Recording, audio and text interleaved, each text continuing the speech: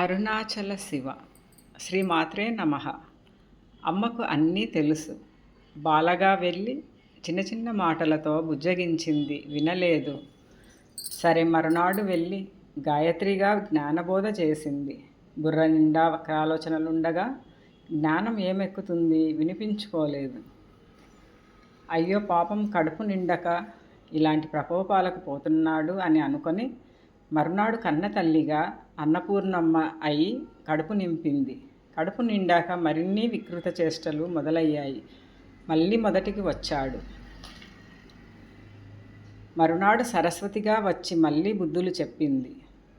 అదే మంకుపట్టు, అదే రాక్షసత్వం, మారలేదు.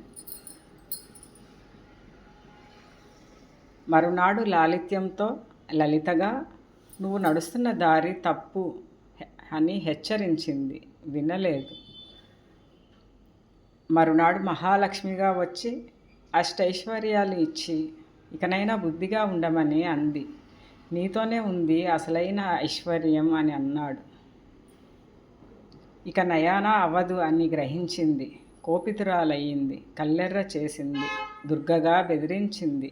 కోరకూడనిది కోరాడు.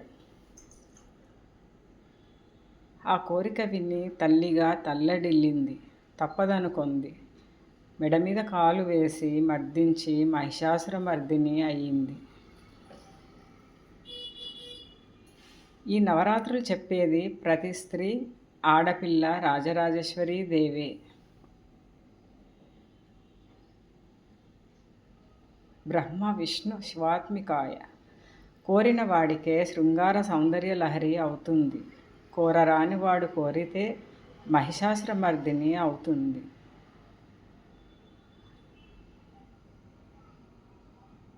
తల్లిగా చూస్తే హనుమంతుడిని చిరంజీవిని చేసింది. కూతురిగా చూస్తే హిమవతి పర్వతాన్ని తపస్సులకు చేసి పూజలందించింది.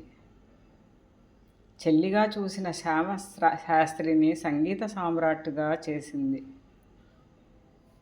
ఇలా కాదు ఇంకోలా చూస్తా అన్న రావణాసురుడిని, నరకాసురుడిని, మహిషాసురుడిని ఎలా చూడాలో అమ్మకు బాగా తెలుసు.